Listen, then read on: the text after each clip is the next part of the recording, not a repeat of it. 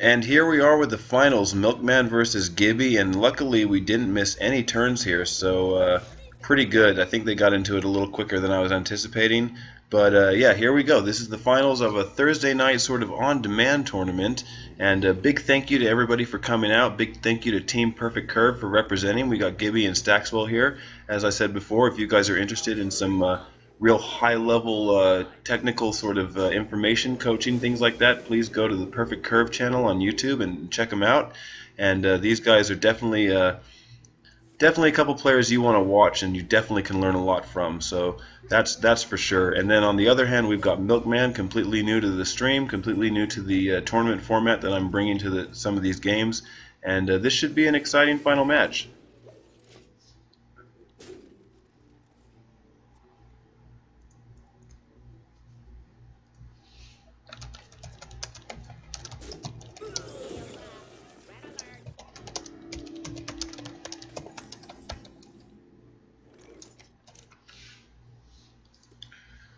Okay, so straight into it pretty much. Here we are on turn 4, and Gibby looks like he's about to... Looks like he wants to kill the technician. And let's see if we can get both the hands out here. There we go. Okay, so now we see Milkman's cards as well. And we're just waiting to see how Gibby wants to play this out.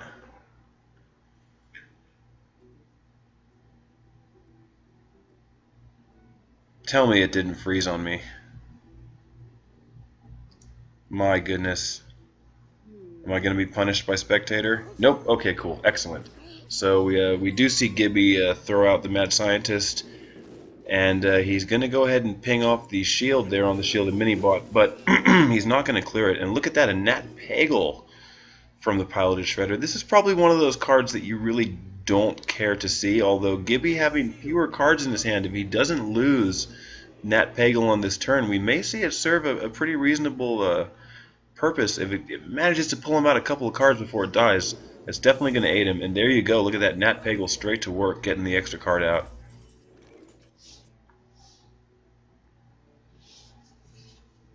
So now is he just pretty? I think he's gonna ping the shielded mini bot and clear it off with this mad scientist. I think that just basically has to happen. And there are no mechs out there to buff the Tinkertown technician. So I think we're just gonna see Cogmaster on top of the ping here.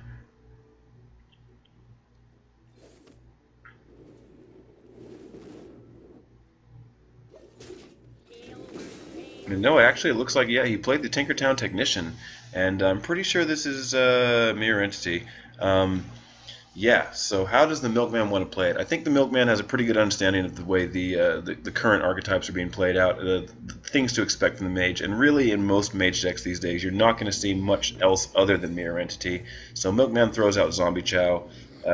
This kind of serves him actually pretty well because it means he's going to be able to get that health from the Zombie Chow that he's given Gibby as well. That's a pretty good spot. And just hero powering now. And look at that, Nat Pagel getting another draw. 2 for 2. That's a 100% chance of drawing an extra card at the beginning of his turn, it looks like so far.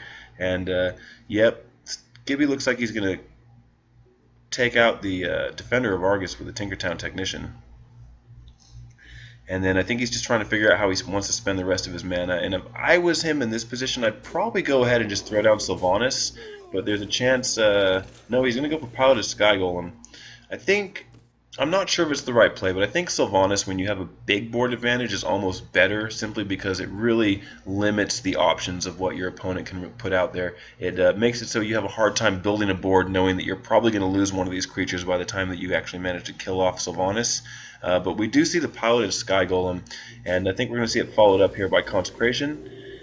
And that will pretty much clear the board. Top up the Milkman's health back to 30, and we'll see what kind of 4-drop he gets.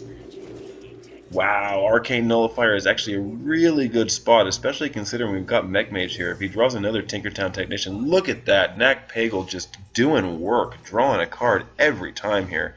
And Gibby's got a nice full hand. With this kind of momentum, I think it's going to be hard for the Milkman to come back in this game. And the question is, do you want to actually ping there instead of using the Arcane Nullifier, knowing you're playing against a Paladin, and he does have the possibility of having True Silver in his hand. As we can see, he actually does. And this makes it easier for him to go straight through the Arcane Nullifier and use the rest of his deck more efficiently.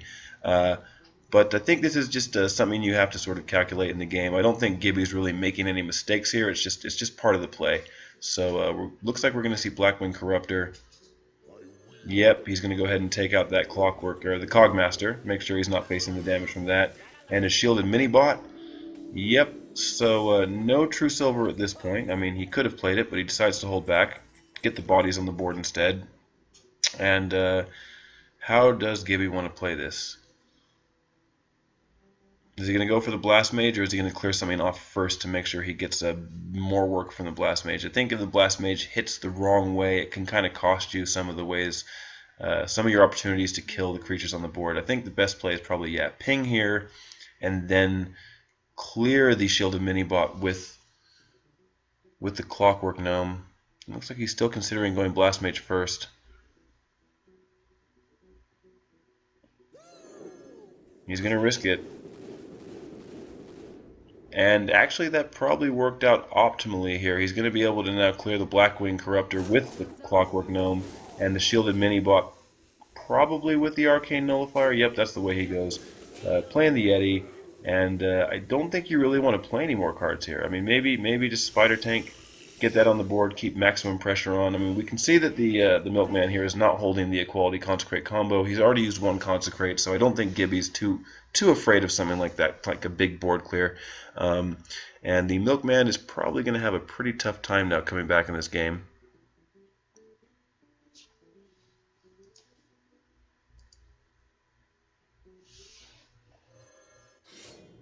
And yeah, Stackswell saying in the chat box here that Gibby's going to now be known as the legendary fisherman, and yeah, it looks like Nat Pagel might be his new best friend, ensuring that he doesn't run out of cards and therefore doesn't run out of like sort of control of the game. He's able to just continue filling the board up with these powerful bodies and continue like building his options.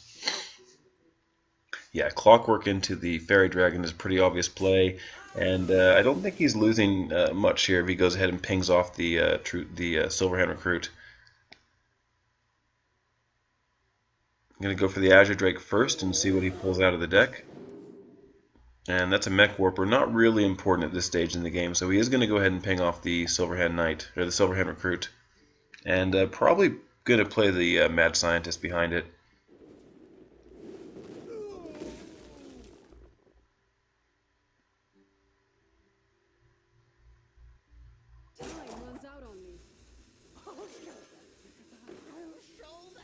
And there we go. We see the Mad Scientist, and we see 12 damage going to the face of the Milkman here. With both these Dragon Consorts in his hand. Okay, so he's going to be able to play Dragon Consort and Azure Drake, but instead he goes the other way. And actually, Aldor Peacekeeper is not a bad draw. Putting that Goblin Blast Mage down to 1 means he can clear it with the True Silver Champion. Or the True... yeah, that's what it's called, right? Boy, it is late. I do apologize, but there we go. True Silver Champion. I was right. Easy to forget sometimes, even when you're looking right at the board. And what is the process here? I think Milkman's just trying to figure out if he can get enough of this damage off the board, or if the game is already lost. And I think all may be lost here.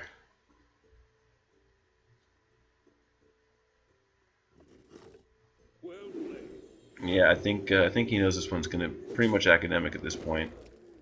And leaving the mage with 11, 12, yeah, including the ping, he's got the damage. He also has Whirling Blades and a Fireball, so that pretty much ends it. The reversing switch onto the Goblin Blast Mage just to put the emphasis on who actually is winning this game. And there you go, Gibby takes the first one in the finals here against Milkman, and I don't know if we're going to see the Paladin switched out or if he's going to try again with that one, but the Mage taking the first game, pretty well played there.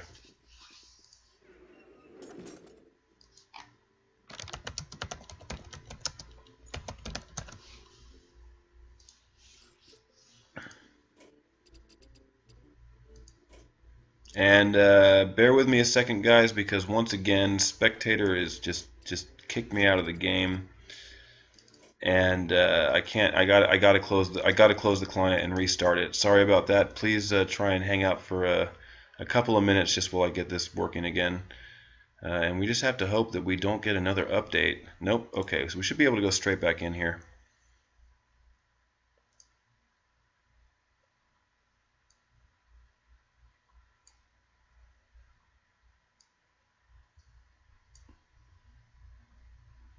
And I really do hope that Blizzard manages to fix some of these bugs in the spectator mode in some of their upcoming patches and possibly the new update for the Grand Tournament, but that could be a little bit away, so kind of frustrating. And there we go. We'll be back in here with Gibby.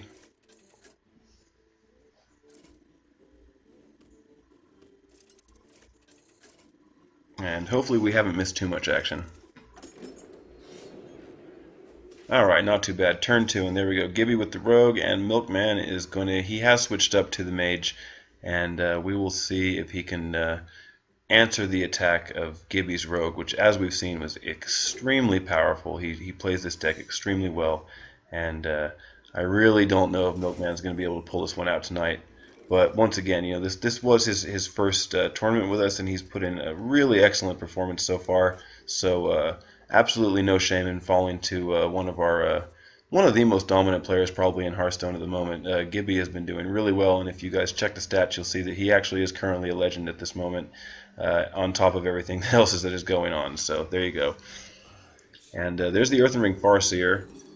That's probably the best thing to give to the Milkman on that mirror entity, considering what's available to him. And with a Backstab in hand and Eviscerate and Deadly Poison, he sure has a lot of options here.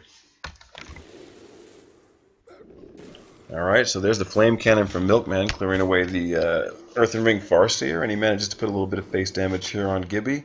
And it looks like he's taking a bit of a lead.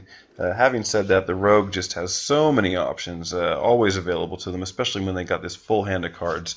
It's just almost scary waiting to find out how it's going to go down.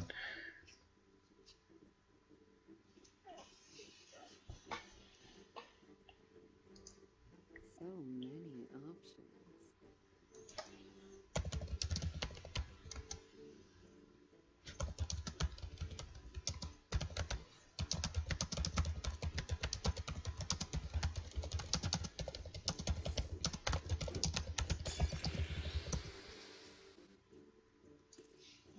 Okay, so we see Gibby load up the Deadly Poison.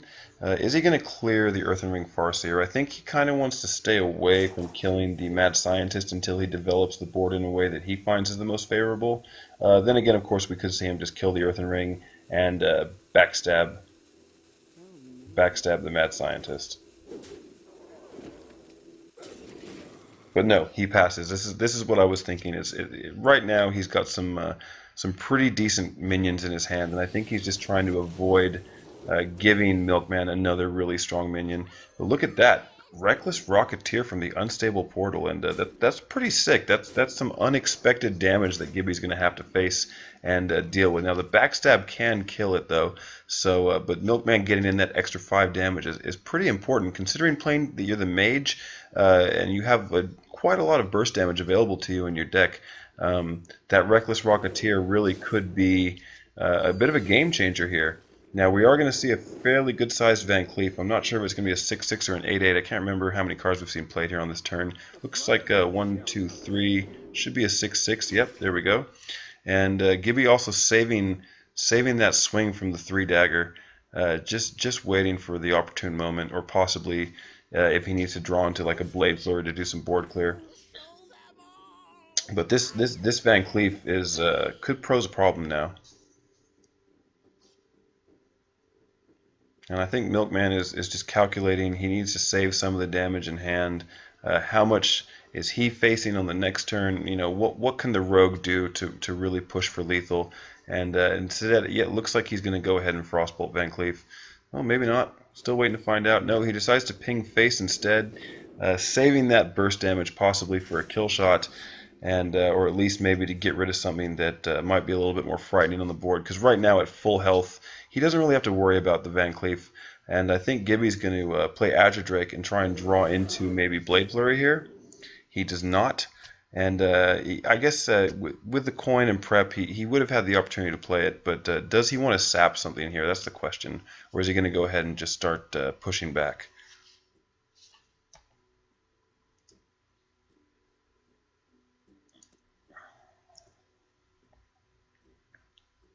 Hmm.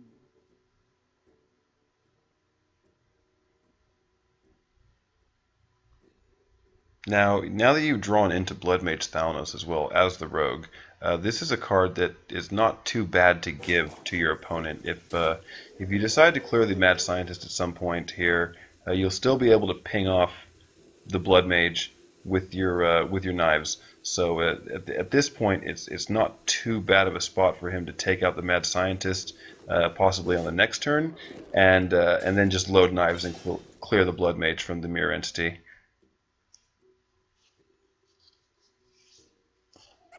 Milkman's going to go ahead and throw down Dr. Boom here on turn 7. I think the generally accepted strategy is that you should get Dr. Boom out as early as possible. He just has such a big board presence with those Boom bots.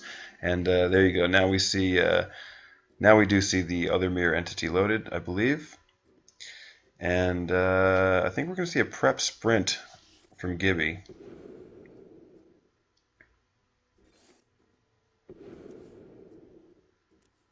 Alright, SI7, Piloted Shredder, and there's that Blade Flurry, and the Tank Oil. So he's going to go ahead and send back Dr. Boom.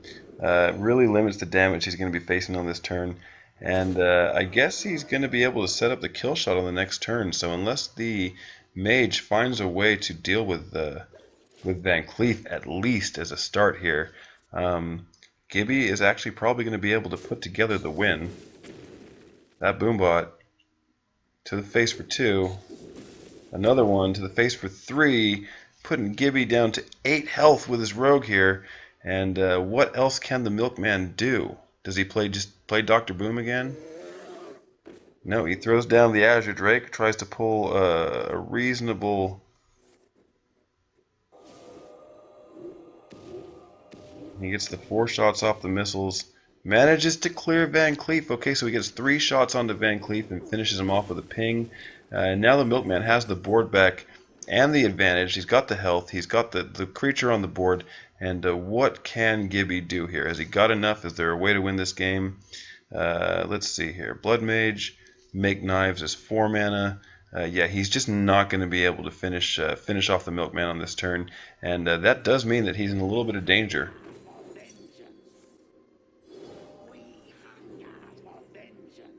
Okay, Lothar will ensure that Milkman can't play any big burst spells on the next turn, although Frostbolt is pretty much going to be close enough. Having said that, he clears off the Azure Drake, and what can the Milkman do in response to this? Because we know now that Gibby is going to be capable of killing the Mage on the next turn.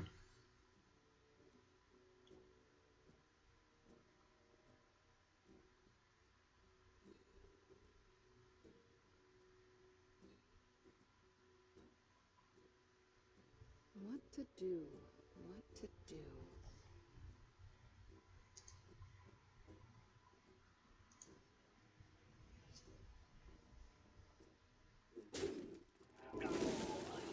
Okay, so trading out the Blood Mage Thalnos, that limits a little bit of the damage, it limits the spell damage buff, and it gives him another card to look at and see if it's going to help his cause here. He draws in a Sorcerer's Apprentice, and it's not really a great spot, so I think he's going to, yeah, he looks like he's going to Frostbolt Lothar.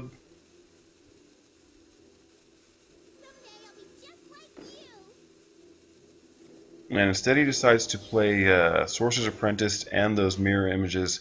This gives him a chance to slow down the attack and possibly sustain for another turn and find a win here. But with Fan of Knives, is that going to be enough? Let's see. He has to make knives to pull off a kill shot at this point.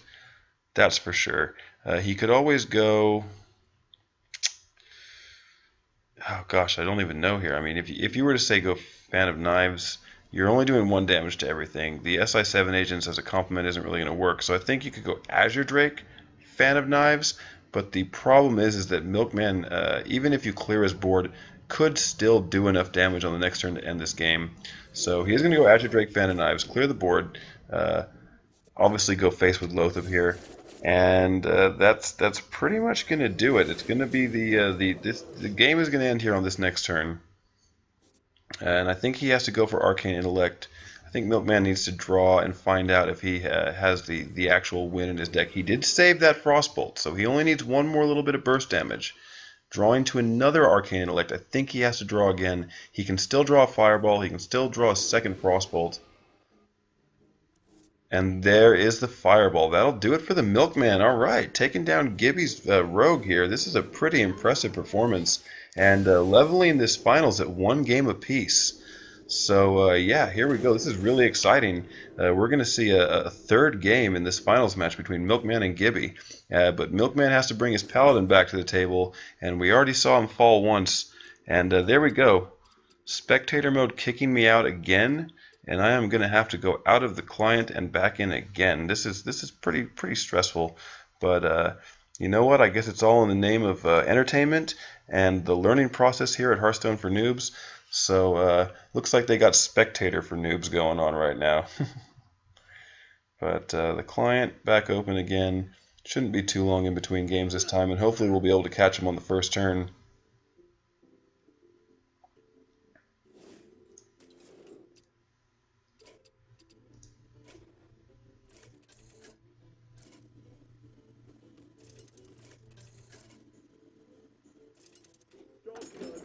Alright, so we're back in there, and yet we haven't actually missed any action, so that's pretty good. And Milkman dropping the Zombie Chow on turn 1. Looks like Gibby's going to make knives. And here's the question. When you're not holding any of your actual sort of weapon buffing in hand, shouldn't you just take a swing and get that little bit of extra damage every turn, every time you get a chance with the rogue? Because at a certain point, you're going to have had a chance to have swung twice, and you're going to have to make knives again anyway.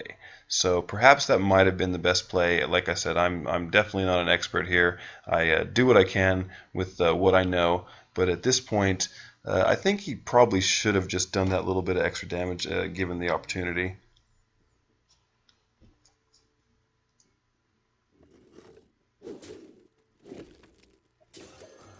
Okay, so he knocks on to the Blackwing Technician. This means that he's going to get full value from the health of the Earthen Ring Farseer, and not really too much trouble to take that little bit extra damage as the rogue there.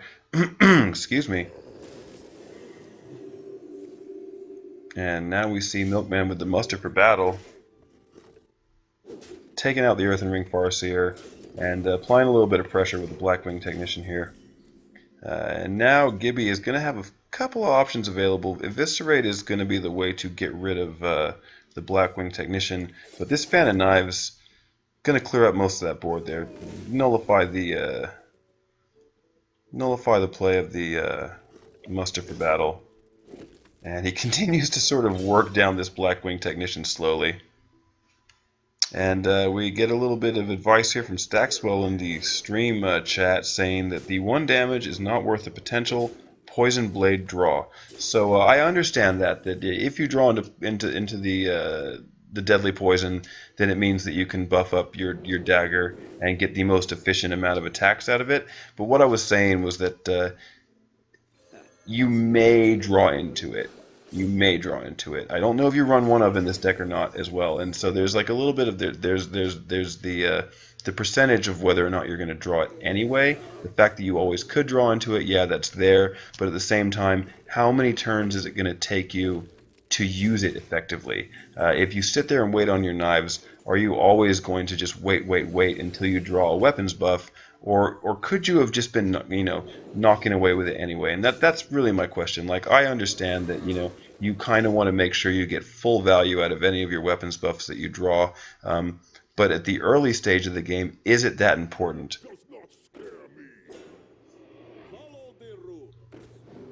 Alright, so we see the Aldor Peacekeeper going to make sure that Pilot Shredder doesn't do that much damage, and looks like Deathlord here is actually going to pose a little bit of a problem for Gibby. We saw 1 sap, and at this point, He can't actually knock straight through it. Okay, the card draw and make knives, and now I think you attack the Death Lord. I think you just got to start knocking it down. And of course, now that the piloted shredder has only one attack, you kind of want to find a way to kill it as well, so that you can see if you get a more valuable minion out of it. At this point, I just think you have to start killing this Death Lord.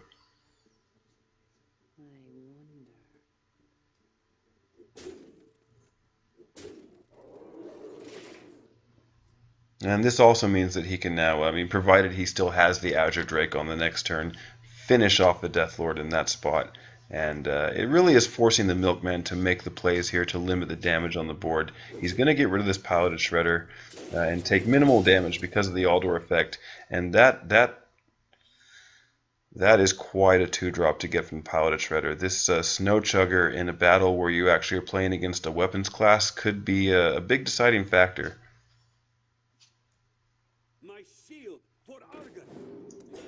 Okay, Defender of Argus making it way more difficult for the rogue to get through. Although we do see Blade Flurry in hand, there is a possibility that he can find a way to clear the whole board without too much trouble. But this is something that the Milkman, you don't really have a choice. I still think Defender of Argus is your best play there. And now you just got to figure out how you want to take care of these minions that you see on the board. And I think he's considering clearing the Azure Drake with Aldor, but no, instead he decides to go face and continue to push, back for lethal. But we're going to see Snow Chugger, I would imagine.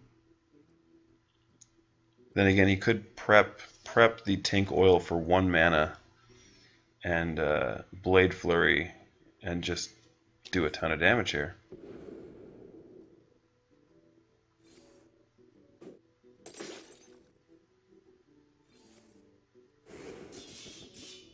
Alright, so that clears out the board. He gets a piloted shredder. That is pretty huge. And now also the Milkman having his Paladin frozen by that unexpected Snow Chugger. Loatheb on the board. This should just about do it. I really don't see a lot of comebacks in the Paladin's in the range of the Paladin's deck here. I'm pretty sure he doesn't have the Equality Consecrate combo in this deck.